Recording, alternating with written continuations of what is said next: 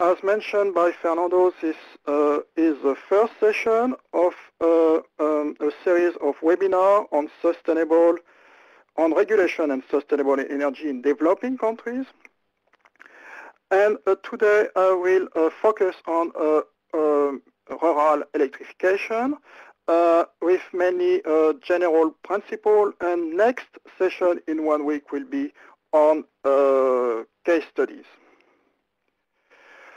So, a short introduction on the current status of rural electrification, then what are the technologies used for rural electrification, what are the third-part emerging forms of rural decentralized electrification, and fourth and last point, the main features of an off-grid framework.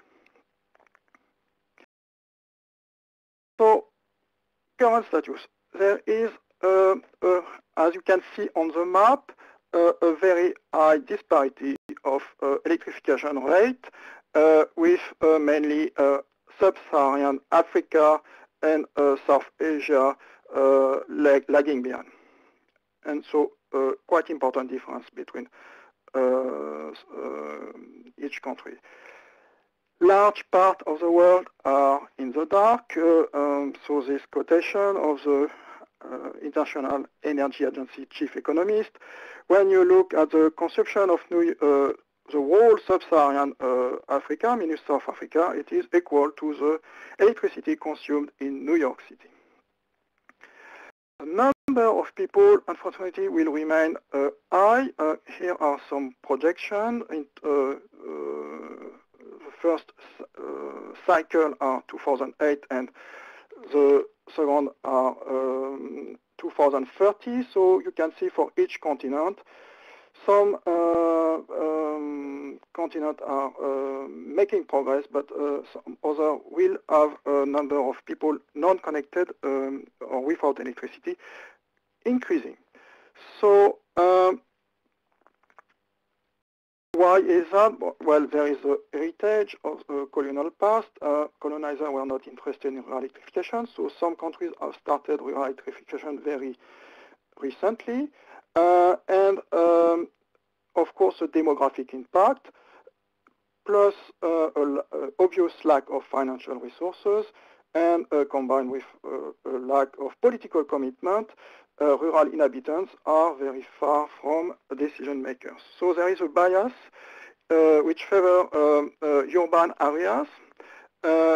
Remote areas with low density are left behind.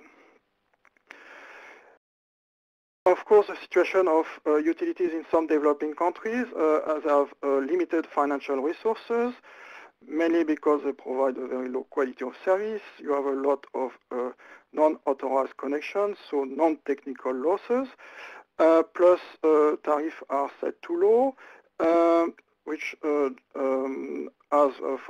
implies that they don't get a good financial return, and so they need to focus on urban areas. They have already enough difficulties, and they cannot take into account rural areas. Utilities anyway tend naturally to focus on areas of with high density, high income, where they can sell electricity produced with conventional energy sources. They in your areas difficult to reach, where income can be very low, and electricity has to be produced by decentralized systems. And when it comes to renewable energy, it is most of the time has been for a long time out of their field of knowledge. So what happened is rural inhabitants do not have access to electricity or unregulated electrification by small private investors. Power reform do not change anything in themselves, because maybe it contributes to politicize the electricity sector, but the economic barrier remains. Why should private investors invest massively in rural electrification? So when a country wants to promote rural electrification, there is a necessity of having a policy, of having a central institution to promote this policy and to have an adapted regulatory framework. There's no fatalism. Some countries have made spectacular progress in a short time, in few decades. Mexico, Thailand, Bangladesh, and a lot others. So now I will come to my second part. What are the technologies can be used for rural electrification? Hydropower.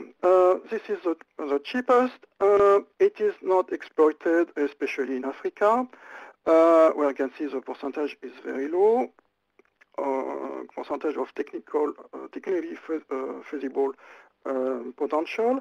And furthermore, funding for hydro goes mainly, if not exclusively, for large hydroelectricity. And so they don't promote, investment don't go to mini hydro, micro, mini, or small hydro. As you can see on this table, small hydropower installed capacity is mainly in Asia and also in Europe. So wind power, you have large generators or small generators. For large generators, you have big players. India, with an installed capacity of more than 14 gigawatts. China, which is making a spectacular progress with now more than 40 gigawatts installed, and with a target of something like 170 gigawatts in 2020. And you have smaller players with around 1 gigawatt like Turkey, Brazil, Mexico, Egypt, and other countries who are moving also to install more wind. Now, small generators for rural electrification, so it can be used for in combination with other systems like diesel or hydro, or it can be used for water pumping. So just a map of wind resources, as you can see on the map. In red, some countries have huge resources and other countries in blue have less resources. Picture of a wind farm and pictures of small wind generators. Third technology, biogas. So biogas is can be found, for instance, in countries like China, India, Nepal. It's mainly used for cooking, but it can also be used to generate electricity.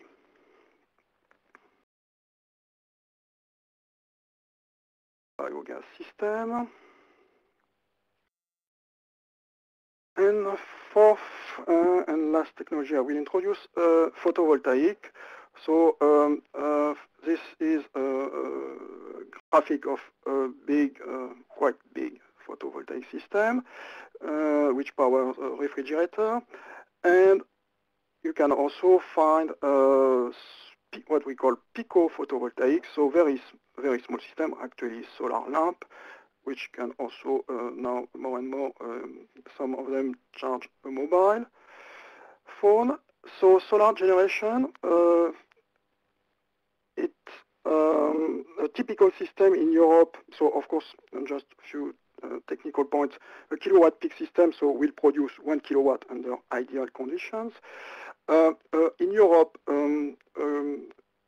systems for households are 1 to several kilowatt peak, which can, for instance, with a 2 kilowatt peak in the UK, you can generate half of the electricity of an household, and it will cost something like more than £10,000.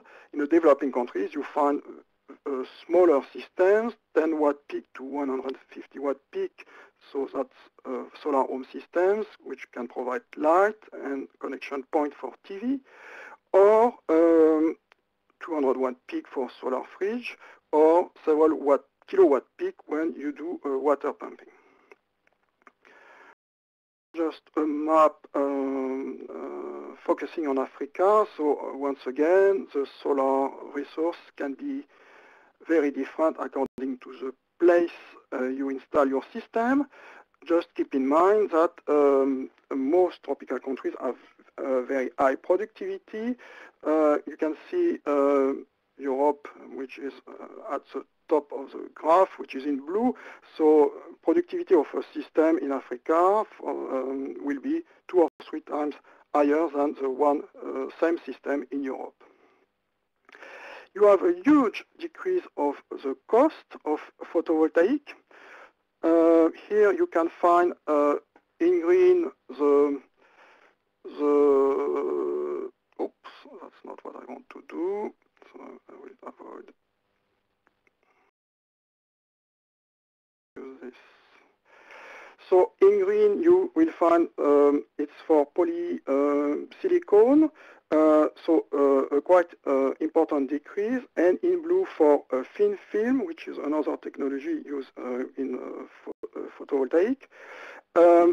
Sometimes, of course, you do, you had, for instance, a few years ago, a polysilicon shortage, so an increase of the cost, but the general trend is to a very big decrease every year. And recently, last 2 years, we had something like 60% decrease because of the competition introduced by the Chinese manufacturers. So a huge decrease of solar, but one has to keep in mind solar panels are only part of the cost and of the solar systems. Batteries and installation cost represent around 50–60% of the cost of installation.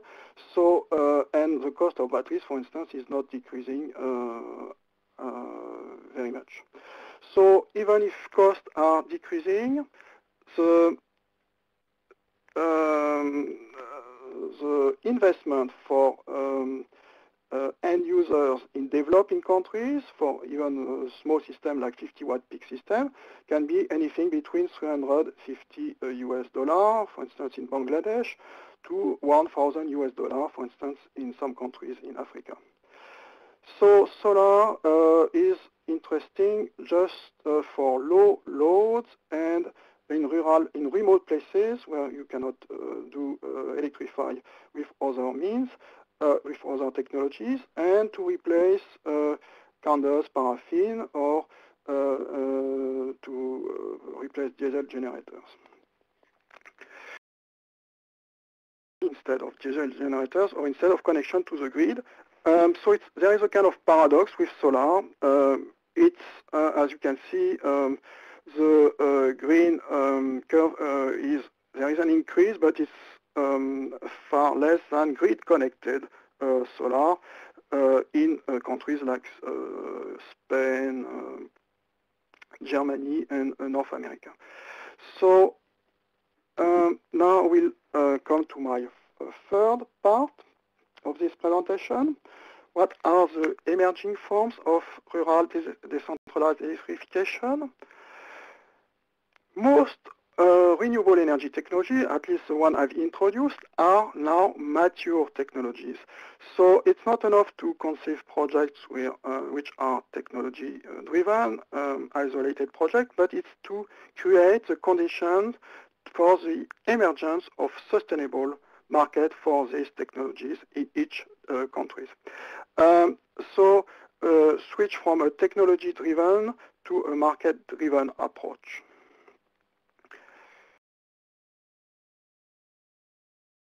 And so now, for let's say last decade or even end of the 90s, now there are new generation of projects implemented in some countries where energy is not just seen as a technical project, a technical problem, but it's to meet social needs, to provide a service, and to guarantee the long-term maintenance of system, which means you have to select local entrepreneurs to keep and maintain the systems. And the drawback is clients are selected according to their purchasing power. Not everybody gets access to electricity. So this kind of projects are at a far larger scale than previous projects in the 80s. And you do have economies of scale and density.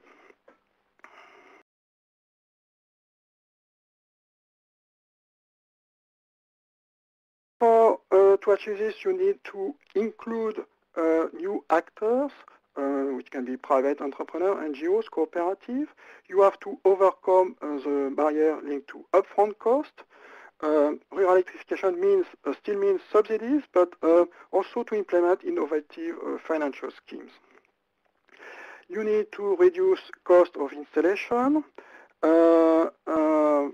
and maintenance by promoting, for instance, local manufacturing, and to find a good combination between conventional and new technologies. So not just promote one technology, but a combination of technology to provide a service.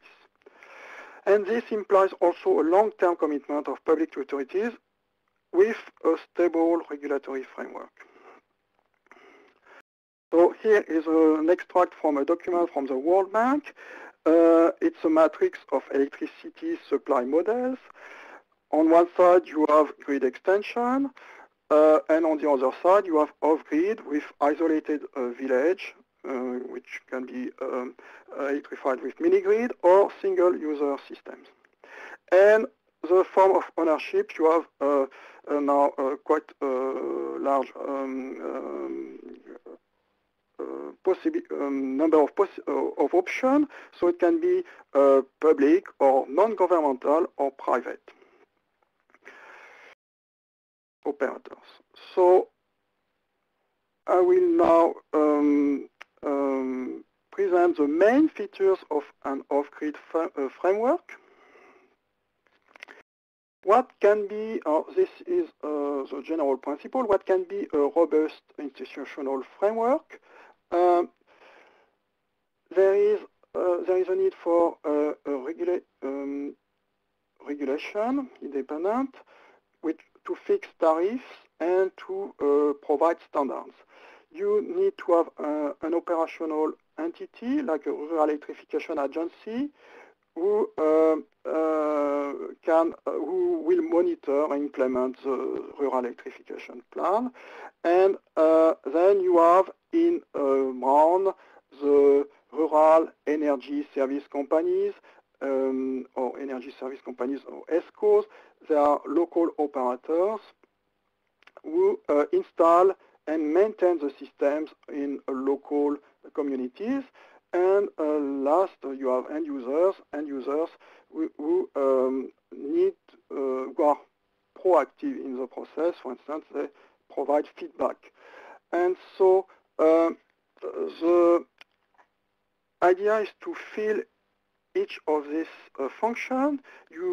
There's not necessarily a need to create new departments, but for instance, off-grid regulation, it's not necessarily the regulator who can do that. It can be subcontracted to the Rural Electrification Agency, who has the expertise and the staff needed to do this regulation. And the same thing for the electrification plan.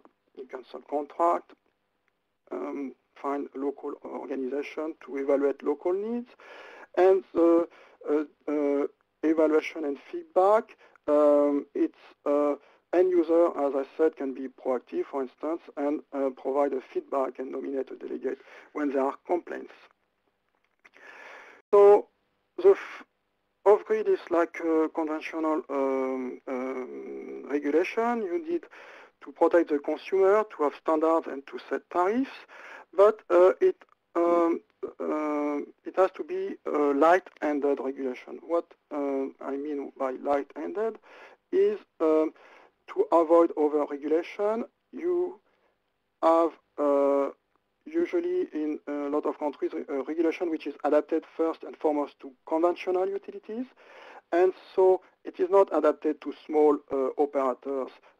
And so the licensing procedure and control should be adapted, because when you over-regulate, actually you do not regulate, because you push people into illegality. So that is important. I will just give an example. And also, it does not mean that no regulation at all is not good. For instance, there is a need to protect small operators against the expansion of of the grid by large utilities, because most of the time they have long-term concessions, or there is need also regulation to protect consumers and users. So, case from a working paper from the World Bank, case of Bolivia. Before 2000, all operators were in the same regulations, which means above 300 kilowatt installed generating capacity, they were required to acquire concessions. But problem is the concession, they were granted to only shareholders companies, and most of the operators in local communities were cooperative. The reporting requirement and technical standards were too costly to satisfy by small cooperatives. So it seemed better to have light regulation than to have multiple unlicensed operators. So the consultant proposed a partial intermediate solution, which was to raise the threshold of regulation to 500 kilowatt peak, to allow cooperatives to maintain their status for 7 years, and to lower reporting and technical requirements for mini-grid less than 2,000 users. And then they proposed a final regulation which differentiates according to the generation capacity of each operator. Second role of the regulator to protect end users. So I mentioned it's a two-way communication process. First, I think it's very important to mention that the success of renewable energy project is often linked to the control of level of expectation of end users, what renewable energy can do and cannot do. Photovoltaic, for instance, it's very limited, and so it's very important to explain at the beginning of that it cannot do the same thing as conventional electricity. Second point I've already mentioned is how to get feedback from end user, because end users most of the time or private operators are in a situation of monopoly, and so end users can be very isolated and very far from the rural electrification agency. So it's important to organize a channel of information to organize a feedback, and because to prevent abuse of power from from private providers. Third role, standards. Standards have a cost. The higher the standard, the higher the cost. So there is a need for a compromise. What is really needed, mainly to health and safety issues first, and then regulators can check what are existing standards in other countries. For instance, there are quite a lot of standards in photovoltaic or solar heater installation for every kind of product, which can be transferred in the country, but needs maybe to be adapted. It is the standard guarantees the satisfaction of the consumer, so they are very important. It's important to prevent the import of substandard products, because then you have counter references. So it's important to not just have the standards existing, but to implement that, to monitor them, so and with periodic control and dedicated staff on this. And training at every level is also crucial to enforce those standards. Fourth and last role, tariff setting. Most of the time, when you have very small system, you do fix a flat tariff, and metering is used only with collective mini-grid. So how high can be the tariff? Well, it's on one side, you want to enable small operators to recover their costs, to guarantee the sustainability of their business. So at least it should cover operating costs. And because otherwise, if you need, it does not cover operating costs, and you need public subsidies, and that is and public subsidies for a long period, for the lifetime of the system. And after that, the question is, should it cover part of capital cost? If it does cover part of capital cost, then utility can expand its business to new customers. If not, then subsidies are needed for expansion. As a rule of thumb, subsidies should be at least, for off-grid system, should be at least equivalent to the one given for grid connection. But on the other side, if you fix the tariff too high, then you reduce your customer basis. And rural areas are mainly areas where people are very poor. And so the question is how many people you want to reach in a given area. And once you fix your tariff, you need to revise your tariff on a regular basis, if possible annual basis, because most countries, some countries, you do have high inflation rate, and you have fluctuation of the rate of exchange. Most of the time, some components, for instance, for solar, are imported components, and they are built in US dollars. But then comes, once again, the question of the capacity of payment of end users, who cannot follow successive increases. Now, briefly, the role of the Rural Electrification Agency. So it does planning. It can do regulation if it is mandated for, and it will centralize funding. It will be an interlocutor for international agency, and it could also bundle a small-scale project to channel climate funding, so CDM. It does monitoring and evaluation, so it has a central role. It is the interlocutor of not only international agency, government, but local utilities and end users. So it is important to have trained and dedicated staff with enough financial resources and operating autonomy, so we can focus on rural electrification as a primary objective without any political interference. Well, appropriate planning and design of system. You compare, when you design a system in a village or a remote area, a small community, you compare what are the costs of renewable technologies, cost of hybrid system, and what could be the cost of connection to the grid. You integrate also demand side management, and you draw a comparison for the lifetime of the system, so 20 or 30 years. Taking into account the possible increase of the demand, notably linked to the demography. And trying to estimate what will be the extension of the grid, what is planned by the utility.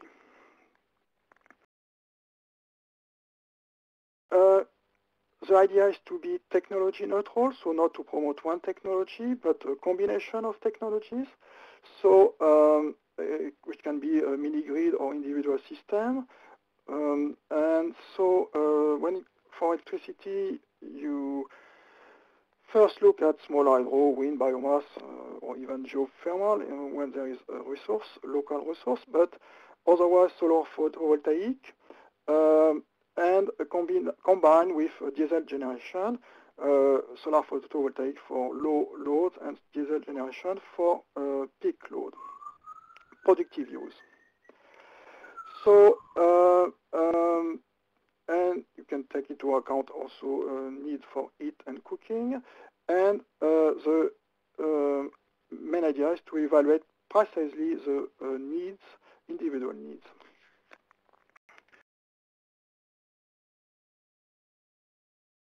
And just a graph which shows when you combine mini-grid and individual systems, Here you have, it's a hypothetical case with 100 households. Here the optimum, the minimum cost is something like 22 households with solar home system and 78 households with connected to the grid. Because, of course, when you implement a grid, the question after that is the distance of solar houses, which can be some of them very far from the center of the village.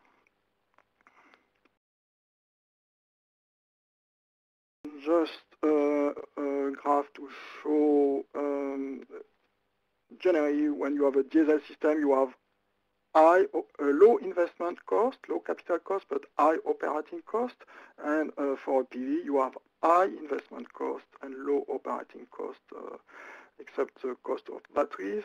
So this needs to be taken into account and on a long-term comparison. We'll see in next session that there are methods to, well, of course, you can reduce upfront cost by providing subsidies, but also there are methods to spread upfront cost by implementing schemes like microcredit schemes or fee-for-service schemes. Last actor, so rural energy service companies, they deliver on the ground an energy service. It can be electricity, but it can also be heat or cooking. So with LPG, for instance, they may diversify to other products like solar water heaters or act also like water utilities, but then it increases the complexity of the management of these companies.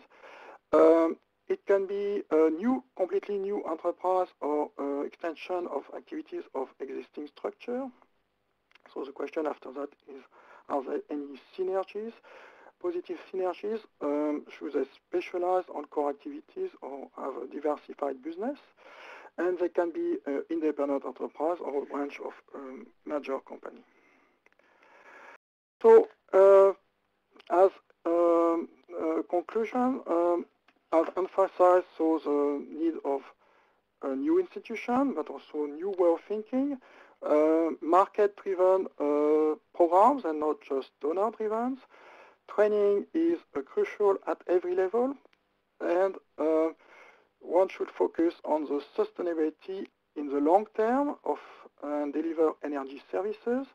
So guarantee the maintenance of the energy system and have an appropriate level of financing. Regulation needs to be adapted to new actors, so adapted to small companies, and limit the power market of existing utilities. And all this needs to be framed by a real energy strategy, so which means an energy policy, a rural electrification policy, but also an industrial and local development policy. Because the idea is to nurse the market, to create jobs locally, and to boost local expertise. Some references, which especially the first one is very interesting, and that is the end of my presentation. Thank you. Fernando? Yes. Okay, so thank you very much, Xavier, for this comprehensive presentation. So we will go now for the question and answer. So let's take some of them. So let me now check.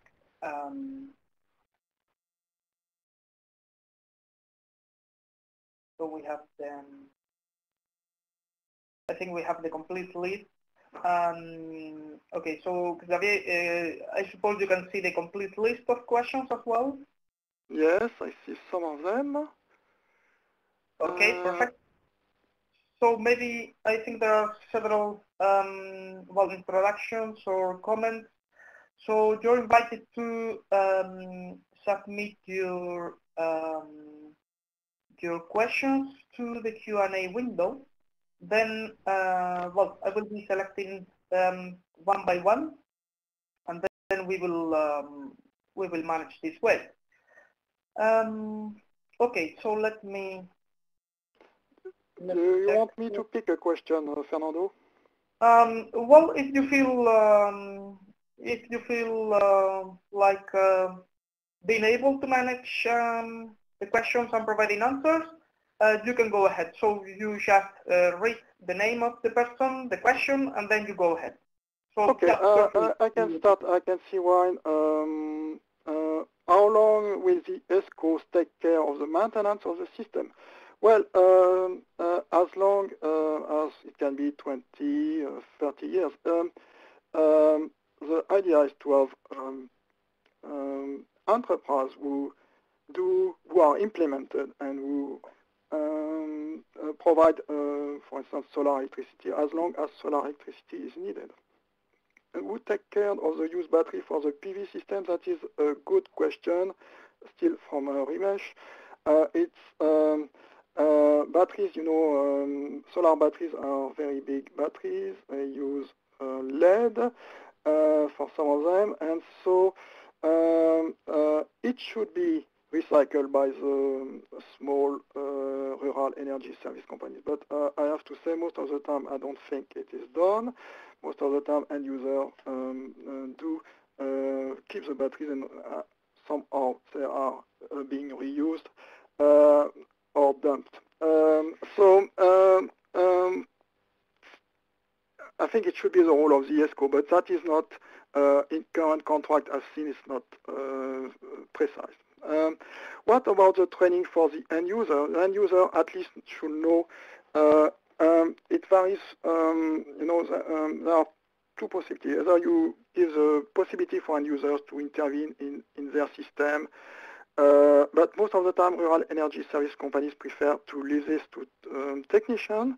And so end user should at least just know, have a very basic training, what appliances can be connected, when, why the system disconnect at some point, and things like that. What do I mean by market-driven? By market-driven, it's opposed to donor-driven. It's so that is a question from Amina. Donor-driven is a project where just given most and were not lasting very long most of the time. Market-driven means you create a market for rural energy service companies. They provide electricity, but end users pay a fee or reimburse a microcredit. And if it is a mini-grid, then you also collect a monthly fee. So this enables to sustain local business, local energy service companies, and so it enables to keep the systems running.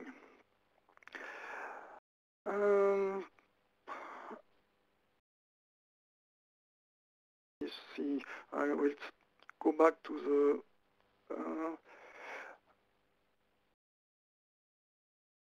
how do you see the role of mini-grid in rural electrification? Question from Rina. Well, no, microgrid. My microgrid, yes. Here I'm talking, when I say mini-grid, it can be mini-grid which are completely isolated because a village is very far from very remote. So it's not like in microgrid, like in developed countries where you can switch between grid connected and island operation mode.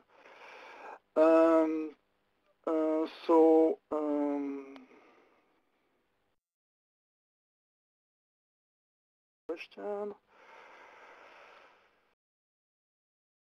Okay.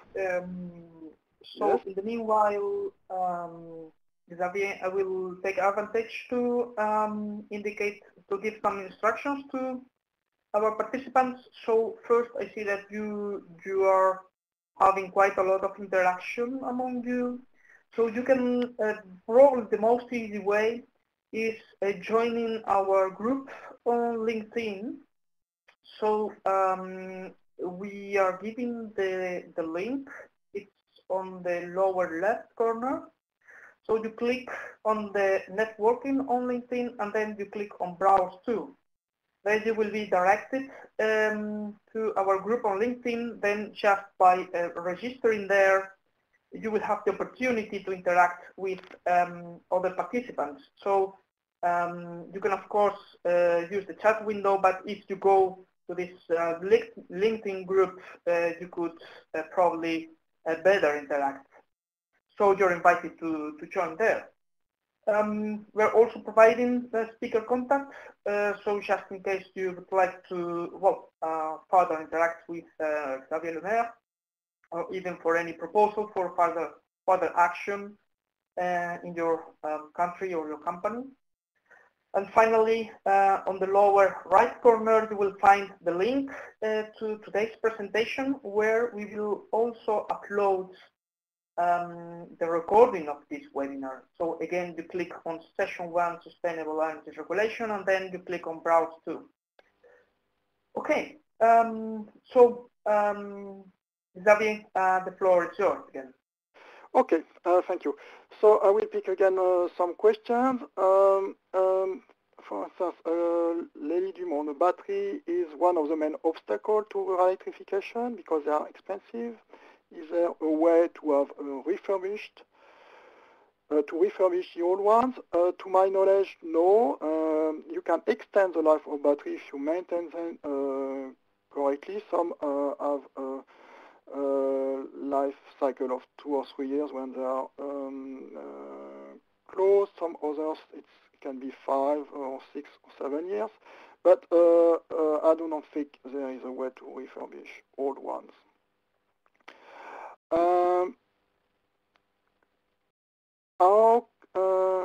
Question from Gopal: could you explain how climate mitigation option in decentralized energy could be connected? I've mentioned CDM, Clean Development Mechanisms. The problem with CDM is you have on one side very small system and on the which do reduce carbon emission, but they are very small systems. And on the other side, you have a CDM process, which is a very bureaucratic process. And so the difficulty is to bundle enough small projects to reach carbon saving which are high enough to justify the start of CDM process agreement. So decentralized energy, there are possibilities to benefit from climate funding, but it's the main obstacle are transaction cost, which means it's very difficult to justify, to prove that there are carbon savings, and you need to bundle a lot of projects to benefit from this kind of funding.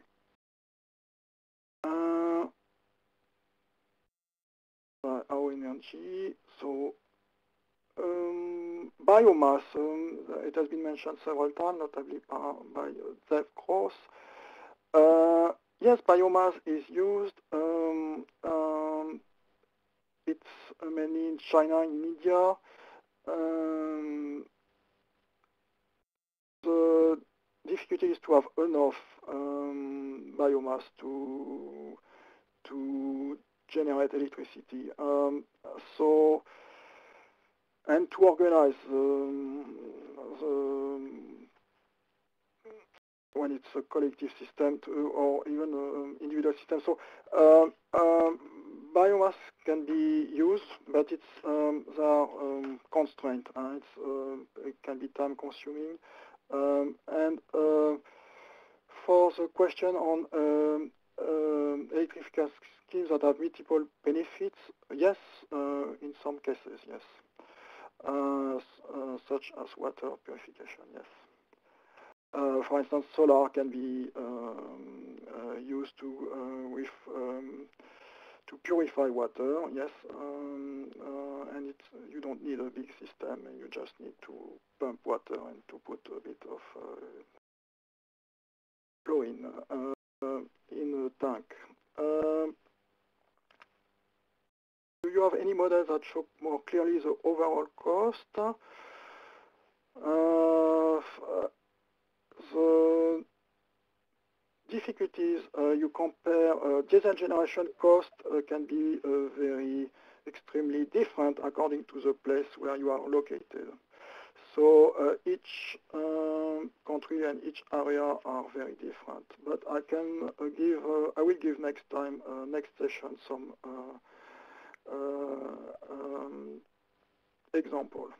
But it's not you cannot generalize.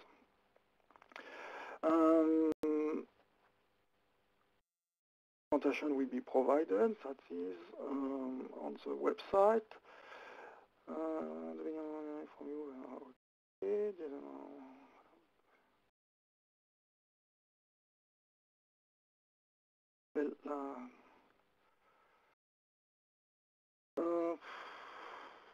Just also a question. I will, a question from Albert. I will introduce an example next session on microfinance institution and draw comparison with a fee for service. So the example will be from Bangladesh, and I will compare with fee for service in South Africa. Can ESCO? No, ESCO, it's mainly, so it's a question from Mukesh Kutpar. Can ESCO play an important part in small residential building projects? I don't think so, because what I'm mentioning are small operators in rural places.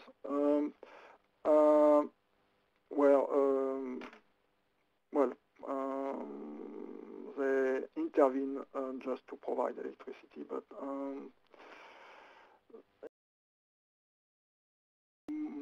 once buildings are already being built.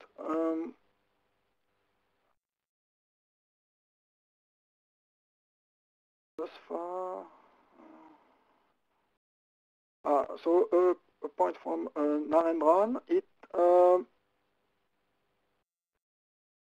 pre-existent utilities. So a comparison, thus which are a more active and effective market force in implementing rural electrification, new RESCOs or pre-existing utilities. Pre-existing utilities, most of the times, they focus on what they know. It's a centralized generation, and so, but of course, they will then extend the grid. But when it comes to off-grid, it's clearly more new small operators who can take in charge off-grid. So because existing utilities do not know very well off-grid, and they do not like to venture in off-grid. Landfill with I go back. There are some technical things which I cannot. Do you see any other question, Fernando? I haven't been through. Well, there are quite a lot, but. Yeah, I'm having a look. So let's give some seconds to find any other relevant question.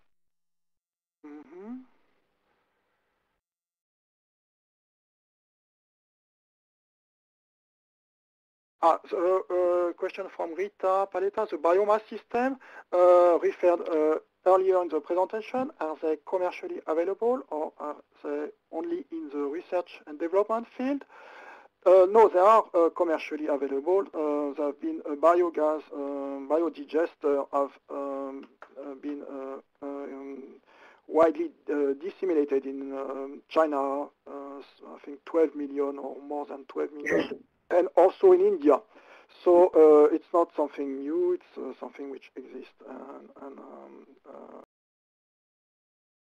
has been going on for a while. Biomass life cycle life of diesel. Yeah, a question from Nestor Gabriel. Life cycle of diesel. Diesel generators, they last, depends how many hours you run them. How many hours you run them by day. Some can be used several hours per day. Some can be used 24 hours per day. And what's the life cycle? Depend completely of the system. I think very small gensets, they last, let's say, several years, but I'm not totally sure. I can check.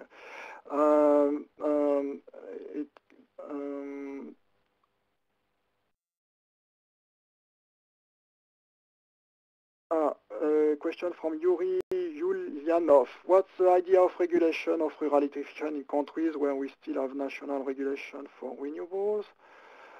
The idea is to combine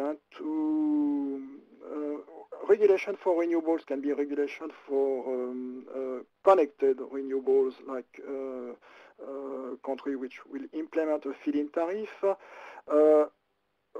Here I was focusing on rural electrification, and so a specific and adapted regulatory framework for rural electrification. I think I've been through all questions. Just trying to check again.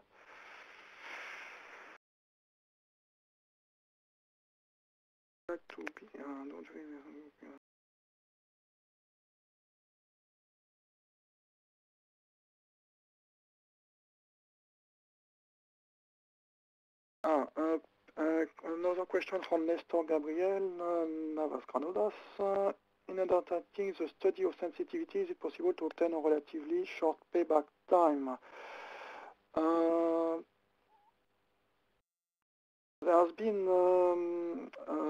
surveys done in Bangladesh, and I think payback time for solar home systems compared to other sources are less than 3 years. Okay, so it means people save a lot of money when they have a solar system compared to paraffin or to diesel generation.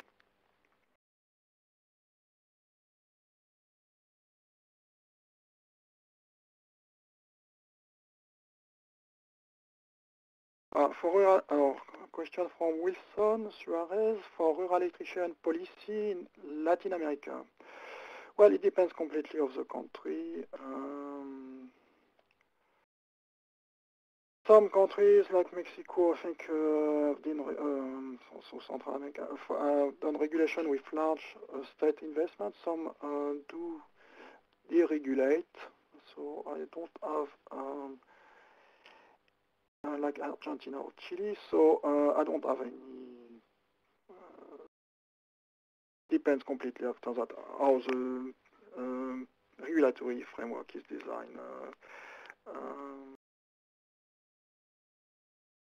I think investment are needed, but it depends which area you want to reach, and incentives can work, and private operators can be also interested. So it's there's no one best way. Very end, because you have new questions now.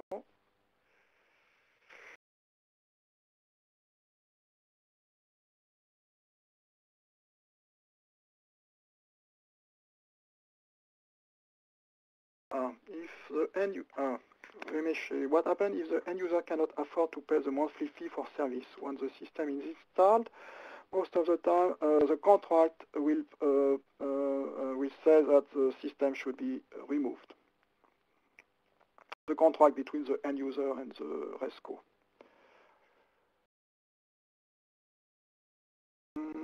A question from José Cecilio Carcamo regarding the tariff. How do you suggest to regulate to avoid higher load factors? Well, when you have a small individual system, anyway, there is a regulation, which means you cannot meet a very high peak demand. When it is a mini grid, that is more difficult. Of course, if there's no metering, it is a problem. If there is a metering, then you can adjust tariff according to the time. But if there's no metering, it's difficult to regulate.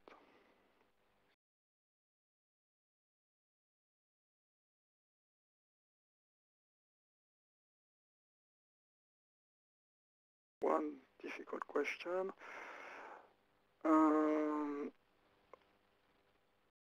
Technical one from Otello Demi. Reducing harmonics, I do not know. We'll check and come back in this on maybe next session. Could we get an update to Antron instruction on the 8th?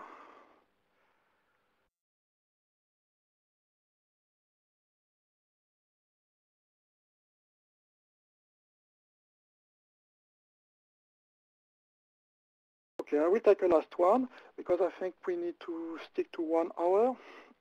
A question from Narendran. Are rural electrification income generation through a tariff more effective than a subsidization of the system cost by a rural electrification agency? Yes, I think they are more effective in the sense subsidization cannot cover all the costs and especially cannot cover operating costs because then it implies a long-term commitment from the rural electrification agency, and if you do subsidize operating costs, then you cannot subsidize capital costs for other to extend your scheme for other end users. Okay, I think we should maybe Fernando.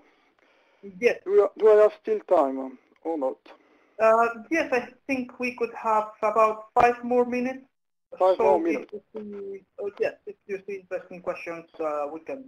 Okay, I think I've been through most of the questions, but maybe I've lost 1 or 2 during the on my list.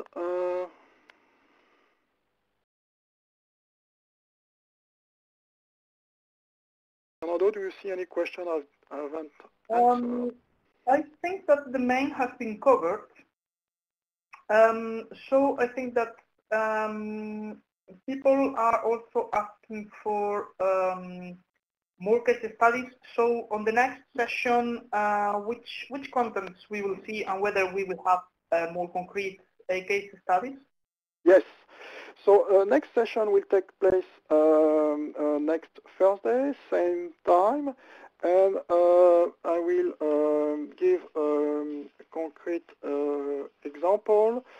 So solar, mainly with solar home system comparison between Bangladesh and South Africa, and with another case study on biodigester in China and comparison with India. And maybe I will try to add, meanwhile, also a case on small hydropower. But this one is not yet finished. So that will be next session. Okay, great. Good. So I think we have basically covered the topic. So next session will be given as well by Xavier Lemaire. So we can, we can attend everybody the next session and see more case studies, more examples. And then, you will have the opportunity to keep submitting additional questions. So, thank you everybody for your participation. Thank you very much, Xavier, for this interesting lesson. And see you soon next week. So just in 1 week. I remember that you can join the LinkedIn network, that the presentation is available on the Leonardo Energy webpage. If you want to download it, indeed you need to, you will finally go to SlideShare website, and then you will have to subscribe in order to download the presentation. You are not subscribed yet, you will need to do that. And then you can download to your computer. Otherwise, this will remain available at the Leonardo Energy website at any time. Okay, so thank you very much. Xavier, I'll let you close the session. Okay, thank you, Fernando, and thank you everyone for listening. Goodbye. Okay.